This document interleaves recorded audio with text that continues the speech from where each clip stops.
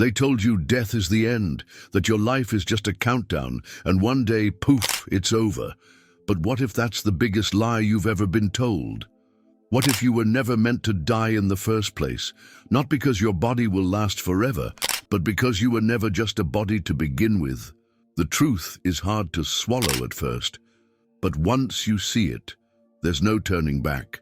You are immortal, and the only thing stopping you from living like it is the belief that you're not. Most people walk through life terrified of aging, of failing, of running out of time. But this fear doesn't come from reality.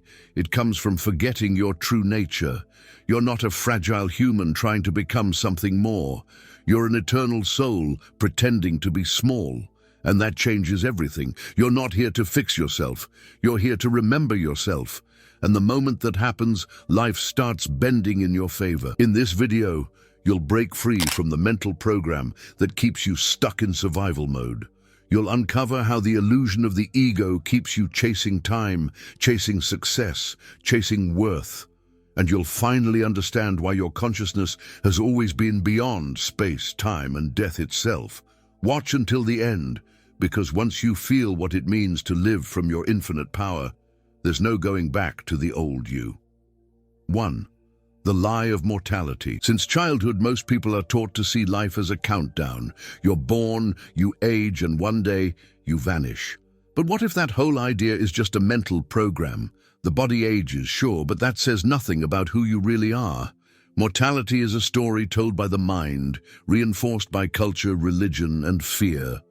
And like any story, it can be rewritten the moment you become aware of the truth hiding underneath the illusion. When someone believes they're just flesh and bone, every moment becomes a threat.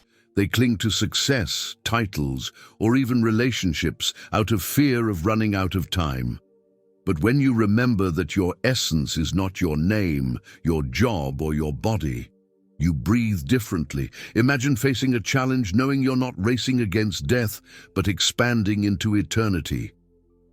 That shift alone rewires the entire nervous system. Think about how differently you'd live if you knew your consciousness couldn't die. No more rushing, no more living for approval. You'd pause more, you'd laugh more.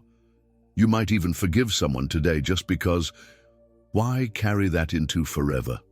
This is why great spiritual teachers always seem calm. They're not afraid of running out of time because they've already seen through the lie of mortality. The world will keep feeding you reasons to fear ending. But the real reason you feel out of place sometimes isn't because you're broken. It's because you're eternal.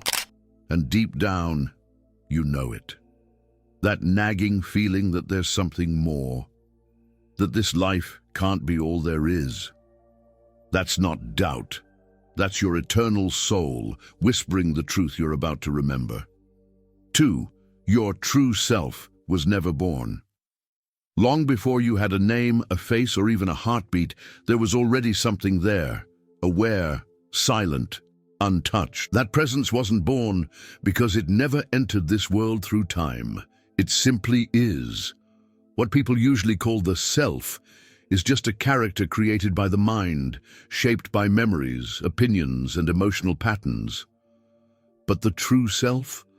It's not the mind, it's what's watching the mind, quietly, like the sky watches the clouds. Every belief you've ever had about beginnings and endings is based on this illusion of being a body. But the body is just a suit, a temporary avatar. And if the body came into this world through birth, it doesn't mean you did. Think of it like putting on a VR headset. The game begins, but the player was already there. That player is your consciousness. Not tied to form, not born, not bound to die. Just present. The proof of this is in your own experience. You've changed so much. Your face, your voice, your thoughts, even your beliefs. But you haven't changed. That quiet awareness behind your eyes has been the same through every phase. It's like watching different movies on the same screen. The ego can't understand this because it lives off drama, off identification. But the moment you pause and observe, you realize that the screen was never part of the story. It just held it. This realization isn't philosophical fluff. It's freedom.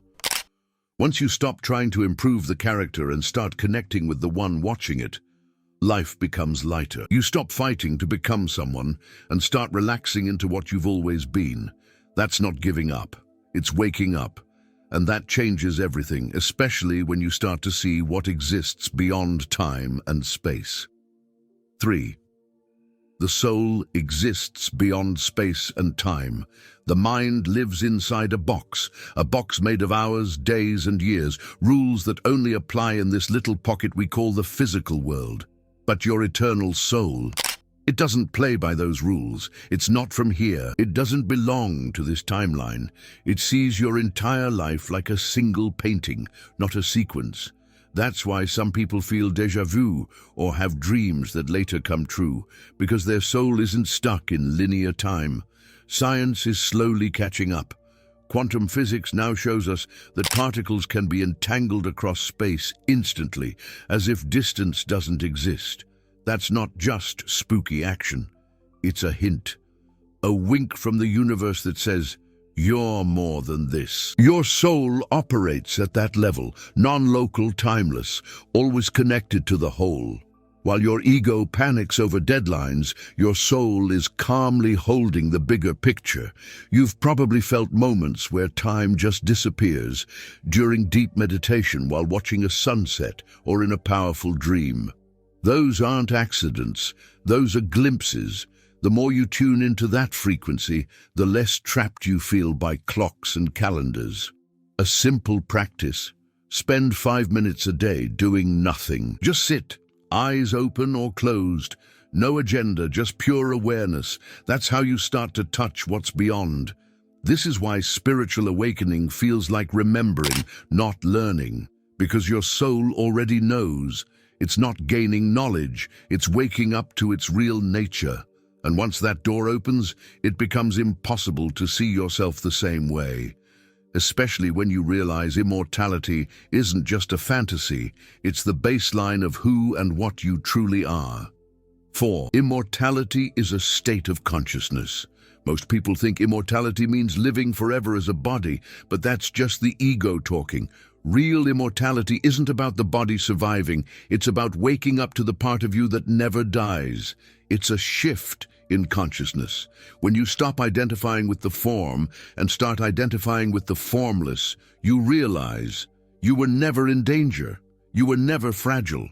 You were just dreaming you were limited, when in truth, you're limitless. This isn't about escaping death. It's about realizing death has nothing to do with you. Think of it like this. When a wave crashes back into the ocean, it doesn't die. It just changes form. That's you. The mind might panic at that, but the soul sighs in relief. Immortality, then, isn't about avoiding an ending. It's about remembering you never had one. You were awareness before this life, and you'll still be awareness after it. You can practice this shift daily. Every time something upsets you, stop and ask, is this happening to me or in front of me? That simple question helps you step out of ego mode and return to the witness. The more you do that, the more you realize how temporary all problems are.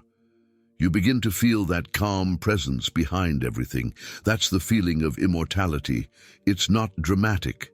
It's peaceful, like knowing you're safe no matter what. And here's the real twist.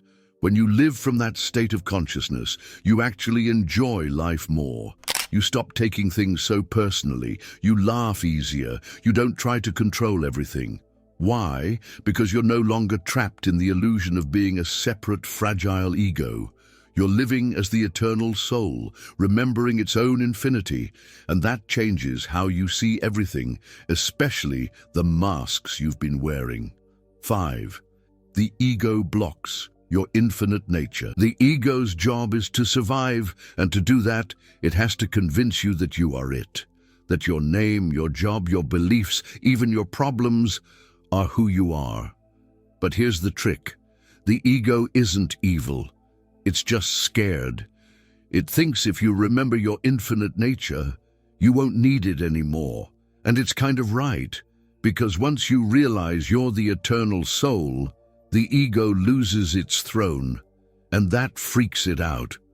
That's why awakening feels uncomfortable at times. As consciousness expands, the ego starts to panic.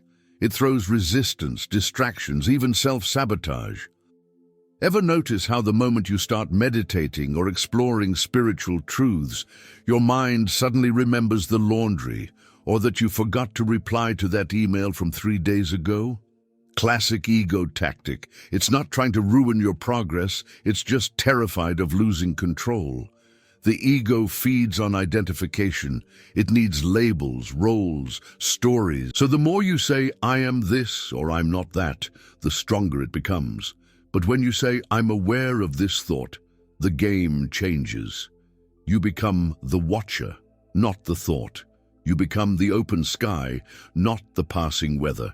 That's not just a cute metaphor, it's a daily practice. Start noticing your thoughts like you'd observe birds flying by. No attachment, no drama.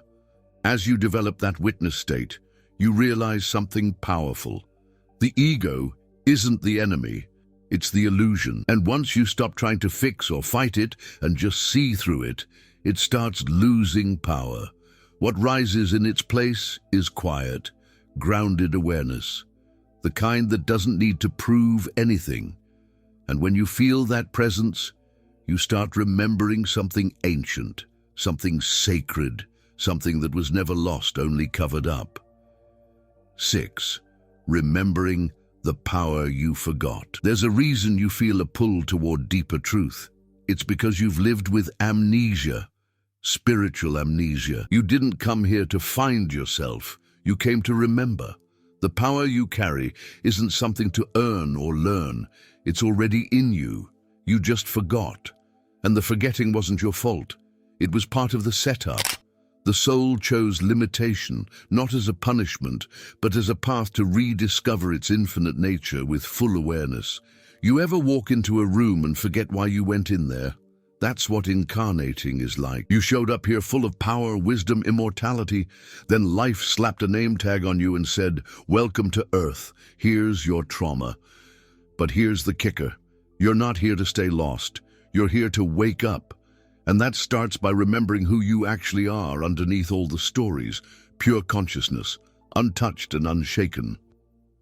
One way to reconnect with that truth is through conscious journaling. Write down not who you think you are, but who you remember yourself to be when you're not performing for the world. Ask yourself, what would my life look like if I wasn't afraid? Or, if I were truly infinite, how would I act today? These aren't just cute prompts, they're portals. They pull you out of the ego's script and drop you into soul-level awareness. And the moment that remembrance kicks in, life stops being a struggle to achieve and becomes a joy to express. You don't chase validation anymore. You radiate clarity. You're not hustling to prove your worth. You're moving from a place that already knows it.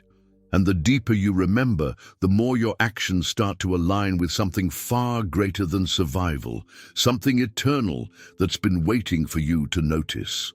7. Embodying your divine nature in everyday life. Real spirituality isn't about escaping to a mountain or meditating for hours in a cave. It's about how you show up in traffic, in arguments, in ordinary moments. That's where your divine nature gets tested and revealed. It's easy to talk about being an eternal soul when things are going well, but when the ego flares up, when someone disrespects you, or when fear creeps in, that's your invitation. That's your moment to become what you remembered. Living from immortality means you don't react from fear, you respond from presence. It means slowing down when your mind wants to speed up. It means choosing silence instead of proving a point. Not because you're weak, but because you've outgrown the game. Start with one simple practice. When something frustrates you, take a breath and say silently, "This isn't me. I'm the space it's happening in." Watch how your energy shifts. You embody your divine self, not by trying to be perfect, but by becoming honest, by catching yourself in those moments when you're pretending to be small, like when you doubt your worth or say yes when you mean no. The real power is in those micro moments of self-awareness. That's where immortality lives, not in fantasy, but in presence, not in floating away, but in showing up grounded, clear, and real. This is the beginning of true mastery, not floating above life, but walking through it with the quiet confidence of someone who knows who they are, someone who's seen through the ego illusion and decided to live as the soul, no matter what. And when that happens, your world shifts. People feel it. Reality bends to it. And suddenly everyday life becomes the perfect training ground for the infinite being you came here to be. If you want to elevate your vibrations and manifest with more ease, I have prepared something special for you. Click the link in the first pinned comment and join us in the journey of awakening your inner mage.